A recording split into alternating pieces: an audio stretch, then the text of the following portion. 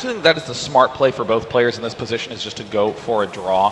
Huk could attempt a suicide to try to take out this pylon.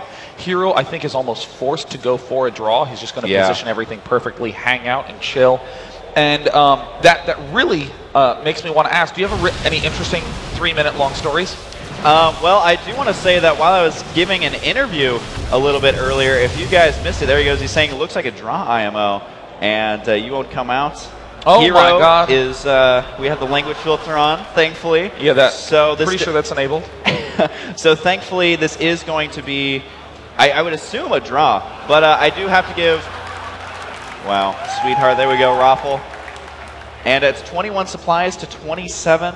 Is Huk going to go for it, or will he force the draw? Really, it's up to Huk if he wants to do a draw here or not, because Hero, the second he moves out, he's dead. And he knows that, and why would you shoot yourself in the foot like that? So it does look like Huk gonna try and go for it here. We'll see what happens. Oh no, this is going to be a really dangerous play by Huk, especially after saying, looks like a draw. Here I come.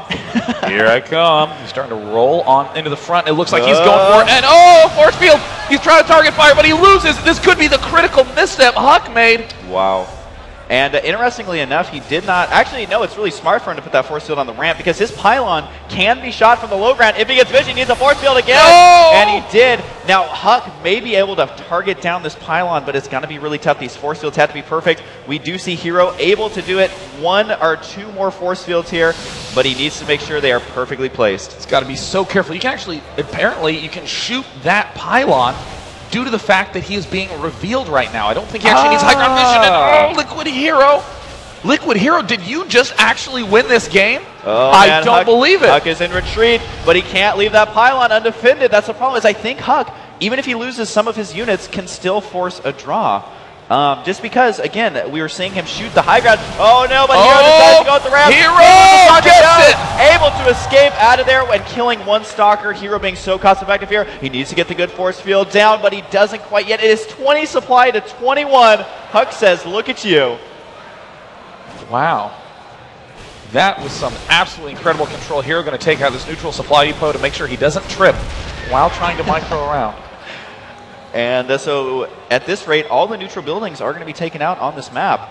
Another neutral supply depot may fall victim to this PvP, but at this point, this just feels like a use map settings map where it's like, defeat your enemy with only 2 stalkers. But you know, I think exactly as you said, this still might be a draw. I mean, Huk made these poke attempts, but I think that it's going to be really hard for Hero to try to be aggressive. I mean, he knows that he has to be perfect with his force fields. If these stalkers can just waltz up and pick off this 1 pylon, that's it. It's lights out. And I don't know. Hero's being ballsy here. Huk is going to turn right around. It does look like Hero knows about it, because we do see that Huk has that tower. 1 stalker right here for Hero, getting nearly sniped here. And I believe, is it every time they do damage, it resets the timer on the draw? So the fact that they shot a time or 2 here should be resetting that timer. But Hero needs to be careful, because he is a little bit out of position right now. This is such a weird game.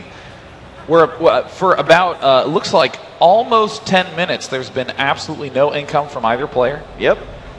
It looks like Hero is going to try to engage in this battle, and it looks like he might get another stalker, but he's going to continue to pull back. The probes continue to chase, picking off 1 probe. Carefully rearranging to pick them off 1 at a time. Nice. Great control. Annihilating these 1 at a time, and it looks like,